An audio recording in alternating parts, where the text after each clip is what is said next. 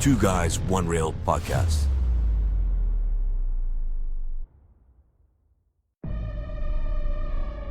When you think of me, you should think of fire.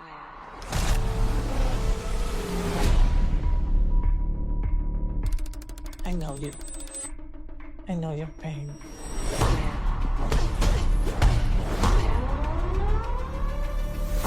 This isn't done until they're dead. Buena suerte, señorita. When you think of me, you should think of fire. Those people that you're looking for, they're surrounding this hotel right now. Risen from the ashes, again and again, fire. You don't choose to be a killer. You are chosen. No! I chose this! Consequences. Risen from the ashes, again and again, fire. Again and again, fire. And what, may I ask, is your name? When you think of me, you should think of fire. Hello everyone and welcome back to the Two Guys, One Reel podcast. I'm your host Anthony, and today I'll be doing a solo review of Ballerina, or as the full title reads, From the World of John Wick, Ballerina, a spin-off from the very successful John Wick franchise, set between the events of John Wick 3 and 4. This was directed by Len Wiseman and written by Shay Hatton and Derek Kolstad, noting that reshoots were directed by Chad Stahelski, director of the John Wick franchise. The movie is headlined by Ana de Armas, Ian McShane, Angelica Houston, Gabriel Byrne and Keanu Reeves, with cameos by the late Lance Reddick. I saw this last weekend at Hoyt's Cinemas High Point here in Melbourne, and I was fortunate enough to see this at Hoyt's Lux, the director's suite, and I can say this was an awesome movie. I'll provide a quick overview for you. An assassin trained in the traditions of the Ruska Roma organization sets out to seek revenge after her father's death. Now, the first question I had was, can this film live up to the legacy of the John Wick franchise? I think it definitely holds up. From the jump, we meet a young girl named Eve Macaro, who was covered in blood, staring at a ballerina in a music box. Through a flashback, we see the events leading to the murder of her father by a cult of assassins led by the mysterious Chancellor, played by Gabriel Byrne, with an X marking branded on their wrists. Eve is traumatized by her father's death, as he was the only family she had. As he lay dying, he tells Eve he is sorry, and this lights a fire of revenge in Eve that stays with her. When we return to Eve looking at the music box, we see Winston, played again by Ian McShane, who's the manager of the Continental. He shows up and approaches Eve, and informs her that he knows her father was a good man, who just wanted better for her, and reminds her that we all carry the weight of the choices we make in life. He knows she is in pain from his death, but offers to take her to the only family her father knew. They arrive at the Ruska Roma. Now, for anyone unaware, we become aware of the Ruska Roma in John Wick 3. It's a secret, high-stakes institution, one that Eve's father belonged to. He was what was called a Kikimora, which in mythology means a spirit that lives inside those marked by darkness in their hearts. It can be a vengeful force or a guardian of the innocent. Basically, two sides of the same coin, kill or protect. Eve meets the director, played by Angelica Houston. She asks if Eve knows how to dance. Eve says that she does, and the director responds saying that she understands her pain. She can feel this fire burning inside her, and she offers to help her channel that rage, to use it, because the men who destroyed her past should not get to steal her future too. After that, Eve says goodbye to Winston. She thanks him, and he hands her a coin and tells her that he'll always be there for her, no matter what or when. We then see a montage of Eve throwing herself into ballet, enduring pain and messing up again and again, but she never quits. For years she trains non-stop.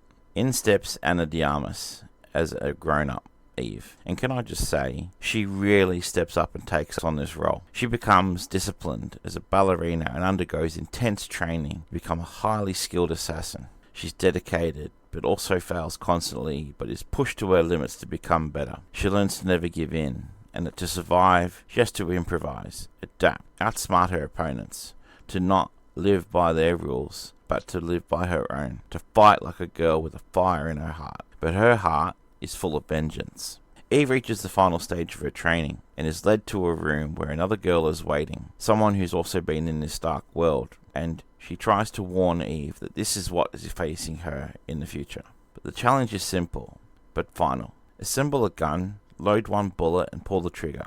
Eve assembles the gun and fires it, killing the other woman. After this, we see John Wick, played by Keanu Reeves. He too had been a member of the Ruska Roma, and a mark is engraved into his back. Eve watches, and as John Wick walks away, Eve calls to him and asks if he's really the Baba Yaga. She asks how he got out. How did he do all that? John looks at her and he says calmly that the door's going to close sooner than you think, and you've still got a chance to walk away, and that he's still trying to find his own. Eve then goes on her first real mission to protect a young woman who may be in danger.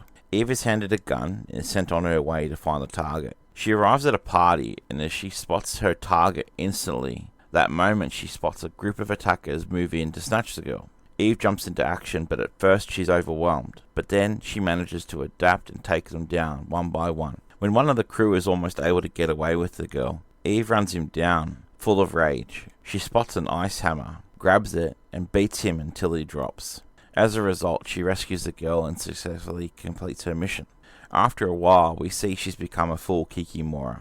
When Eve finishes another mission, she sends proof that the job's done and leaves, but as she drives away, another car slams into hers. As Eve gets out and takes down the attacker, she checks the body and spots that the same X mark on the hand is the same symbol worn by the men who killed her father. To get answers, she cuts off the man's hand and brings it to the director of the Ruska Roma. The director tells her that those who wear that mark don't follow rules, and that they're part of a pact older than the Ruska Roma itself, and that no one dares challenge them, that they're savages wrapped in mystery. Eve is more determined now to get answers, so she goes to the Continental. The Continental is a hotel central to the John Wick franchise. In she walks and she meets Sharon, played for the final time by the late Lance Reddick. Now, can I just say as well that I had no idea that Lance Reddick had filmed scenes for the movie, but considering that this film was in development for years, it is nice that he was involved. Leaves a nice little legacy for him. Eve demands to speak to the manager, Winston. She tells him that she's hunting down the group responsible for her father's death, and says that the director warned her that they're dangerous, but she doesn't care, that she's ready to face them. Winston says to her that the need to know is what got us kicked out of Eden. Eve responds by saying that she's ready to be cast out. She then places the coin on the table, and this is the coin Winston gave to her when she was young. Winston then tells her that those marked with a cross aren't a clan, that they're a cult, an ancient order with no face, no country. One of them, he'd been made aware, was staying at their network hotel in Prague. He then gets intel and finds out that he'd had a $2 million bounty on his head. Eve says that she's going to get to the bottom of the cult, and she leaves. Winston wishes her luck. The director calls Winston and he tells her nothing will stop Eve now. Eve then travels to Prague and she arrives at the Continental and she checks into room 314. While she's trying to not be noticed, it's obvious that she's not the only one there after the man named Daniel. He is under heavy surveillance, we find, and soon after, Eve finds her way into his room. The other assassins realize that Eve is there. Eve opens the door and finds a little girl. This is Daniel's daughter, Ella. Eve sees herself in Ella in a reflection of her own childhood. This is when Daniel, played by Norman Reedus, enters the room. Eve tells him while she's there, and that someone with his mark murdered her father. At that moment, Lena, a woman staying at the Continental, raises the bounty on Daniel to $4 million. The news spreads quickly like wildfire, and now everyone is after him. Eve asks Daniel why they want him dead, and he says they want him out of the way to get to his daughter Ella. Then suddenly, assassins arrive. As Eve fights, Daniel grabs Ella and makes a run for it. After this, they manage to reunite, and Daniel tells Eve that nobody leaves the cult alive, that it's a bond that lasts forever. But if Eve helps him protect Ella, he'll tell her where to find the rest of them. As he says goodbye to his daughter, the two of them try to escape on their own, but history repeats itself, and moments later, Daniel is killed in front of Ella. Eve sees it happen, but before she can react or do anything, she's knocked out cold. When she wakes up, Ella's gone. Meanwhile, Lena reports to the Chancellor, and she says there was a woman, someone who wasn't after the bounty, but after Ella specifically. They don't know who she is, so for now, they've been left under continental protection. Eve tries to defend herself, saying that she didn't kill anyone, didn't break the rules. Judgment is made clear, though, that Eve won't be eliminated, but she has to leave the Continental. As others had struck first, it's on them. So Eve heads straight to a weapons dealer. She asks to see a private collection, an arsenal of weapons. As she walks in, a hit squad arrives to kill her. She's got no choice. She grabs the best guns on the rack, pulls the pin on the grenade, and uses it to cover her escape. As the smoke clears, she goes back into the shop. The owner, as a thank you, tells her the exact location of the cult has never been confirmed, and that anyone who's gone after him has never returned, but that there was a strong rumor that they gather in the mountain. Eve acknowledges him and then walks away, asking for a car, and she drives away. The director calls Eve and tells Eve to turn back immediately, warning her that if she keeps going, she won't have a choice anymore. Eve ends the call, ignoring her warning. Eve arrives in the town and stops as she notices a music box in the shop window, identical to the one from her childhood. As she goes in and asks for a coffee, she then feels something's wrong. A man walks in and goes to attack Eve. Before he can land the first blow, Eve moves fast and her instinct kicks in. She manages to use whatever she can: broken glass, cutlery, anything, plates. The man is relentless, but Eve takes him down. As Eve tries to escape, the waitress blocks her path with a knife in her hand, but Eve disarms the woman in seconds and locks her in a freezer. The whole sequence was all about close-quarter combat. As more attackers arrive, you have to commend the stunt work in this film, as it's really intense. Eve escapes, and a sniper ends up contacting the Chancellor to tell him she is still alive. The whole town are hostile towards Eve, without warning and without reason.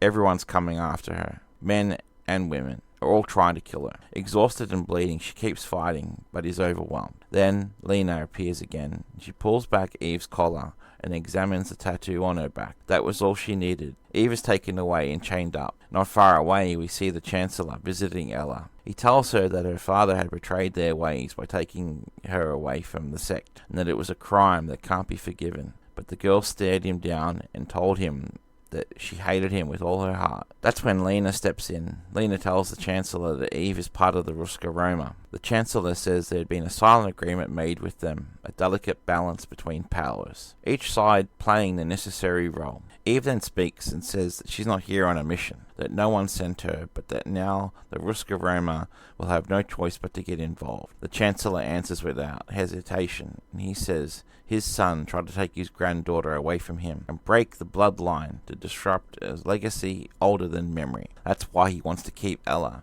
But Eve fires back with a fury of childhood memories. Men with the X mark invaded her home, murdered her father, and tried to kill her too. The Chancellor then tells Lena the truth that's been hidden all along. Eve didn't come for orders. She didn't come for a bounty. She came because years ago they killed her father, which means Eve is his daughter. Eve and Lena are sisters. This blindsides Lena, but then Eve escapes. Lena chases after her, and as they come face to face, Lena says that all her life she thought that she was dead. Finding out Eve had been raised on the outside, far from the cult, shocked Lena, making her question everything, as she'd always wondered why nobody had come for her. But now she knew. By the time that they could have saved her, it was already too late. Lena had already taken a life, whereas Eve could be raised without ties to that world. Lena tells her that their father believed he could redeem himself by raising a daughter right, that maybe he could undo what he'd done, but that was all a lie. It was never going to happen. Eve doesn't see it that way. Her father tried to protect her, and then the Ruska Roma gave her something that she never had, a choice. And she made it, but now the past has caught up with her, and now she wants revenge. At that moment, the Chancellor orders his men to take them out. As grenades are launched, the blast leaves both girls badly wounded,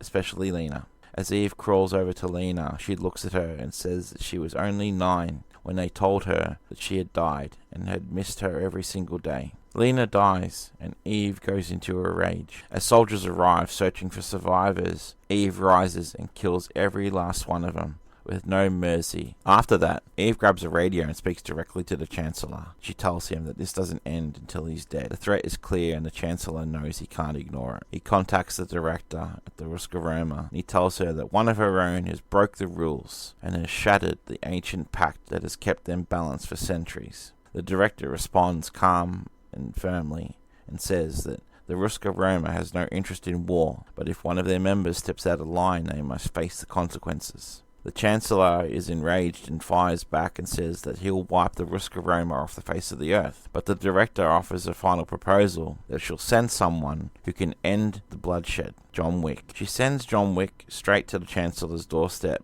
but at the same time the Chancellor issues a decree to the whole town. No one is to interfere. Anyone who tries will be exiled. Everyone must stand back and let the wolf hunt, because this time the wolf is John Wick and the prey is Eve. Soon after, John Wick comes face to face with Eve. He gives her a choice: walk away and live, or stay and die. Eve doesn't even blink. She stays. As she won't leave, she fires at him, but Wick chooses to spare her life, not once, but 3 times. As she keeps trying, he defeats her. Eve tells him she needs to avenge her father. Again, John Wick defeats her, and he tells her to go, but then they both look at the clock. Midnight is near, and if the job isn't done, the price will be devastating. Wick lets her go. Meanwhile, the Chancellor's eye reports in: reactivate all emergency protocols. The Chancellor commands every citizen to join the hunt for the outsider. Driven by rage, Eve storms into the enemy's homes, taking them down one by one. No pause and no mercy. At last she breaks into the armory where the deadliest weapons are kept. Word spreads fast and everyone heads there to stop her. The Chancellor, knowing that Eve's coming his way to get him and Ella, issues one final order: kill her now. Eve tears through the crowd, with guns blazing and grenades flying, but then comes face to face with the Chancellor's most loyal warrior. They clash in a savage duel, bullets flying between roaring flames, amid the chaos leading to an epic sequence with flamethrowers. This sequence is going to be remembered, I feel, for a long time to come, and it had the whole cinema reacting. As he unleashes his flamethrower, she counters with a high-pressure blast of water. Neither backs down. But Eve runs out of space, and as she's cornered with nowhere left to go, the leader raises his weapon to finish her, and then crack. A single perfect shot cuts through the air. The flamethrower explodes in his hands. John Wick, positioned as a sniper, has just saved her. By saving her, he gave away his position. Now every citizen brave enough to come after him is about to face John Wick. As the Chancellor tries to get away with Ella, Eve intercepts him, manages to force her car to stop. In a final confrontation with the Chancellor, Eve discovers the truth. The Chancellor tells her that her father's death was not just about retribution, but about silencing him. He had uncovered secrets about the High Table's inner workings and the cult's deviation from the code. The High Table is the ultimate authority in the world of John Wick. So the fact that the cult had deviated from their views and their processes, it would cause a major divide in the assassin community. As a result, he ordered his execution. As he tells her nothing will change and that the cult will live on for generations, Eve picks up her gun and shoots him dead. Eve walks to the car and carries Ella away. Moments later, John Wick radios the Ruska Roma director. He tells her,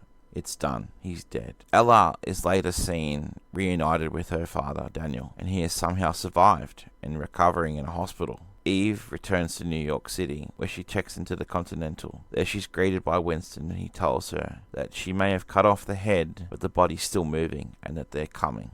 At the Ruska Roma, the director finds a Ballerina music box on her desk. The music begins to play a haunting melody that symbolizes the closing of one chapter and the echo of something much darker. The final scene shows Eve attending a Swan Lake ballet performance. There, her former classmate is performing center stage, but this moment of calm doesn't last. Eve's phone buzzes, and as she checks it discreetly, a message flashes on her screen. Eve's victory has come at a cost. After killing the Chancellor, she realizes that avenging her father didn't bring him back, nor did it bring peace. Her actions, however, carry heavy consequences. By assassinating a High Table affiliated figure, she has not only broken sacred laws, but also triggered a massive bounty on her head for $5 million. And that's the end of my review.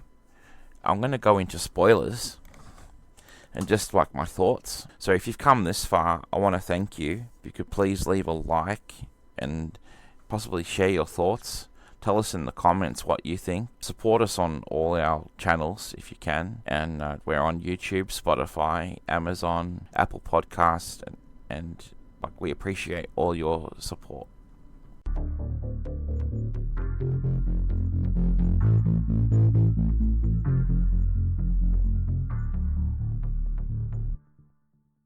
Okay, guys, we're into spoilers. So, obviously, after the events of Ballerina and the fact that Eve has killed the Chancellor, this leaves the cult without a leader. And so, throughout the cult's remnants, what's left, his cult members, the ones who survive, are going to vow revenge. So, the theory is that, like in a sequel, they'll come after her, possibly. And so that obviously leaves, possible theories, about what might happen. Also, with John Wick, the fact that he spared Eve, obviously because we didn't know that there was going to be a John Wick 5, it's only just been announced. If we don't see Eve in a sequel, will we see her in John Wick 5? I mean, the demand is there. But if the High Table Authority demands blood, will he return to her as a hunter, or will he return as a friend? Then there's the Ruska Roma, the director being left with a parting gift by Eve with a ballerina on her desk. Was that a foreshadowing, like a threat, like a promise of she'll see her again, or is that kind of like a warning,